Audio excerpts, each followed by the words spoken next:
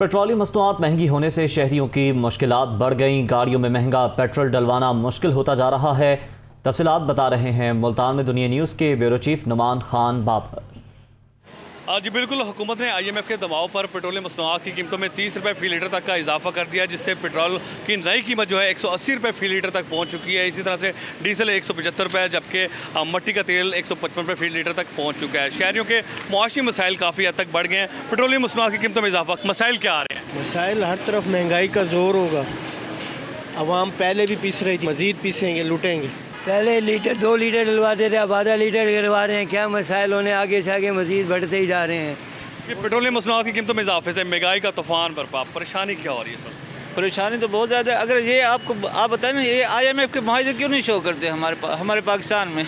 IMF के मुआहदे तो show करें ना, किस बिना पे कर्जा लेते, किस वजह से ये पेट्रोल महंगा हुआ है। ये आप रिक्वेस्ट है, ये हुकूमत पे जोर डालें और ये शो कराएं।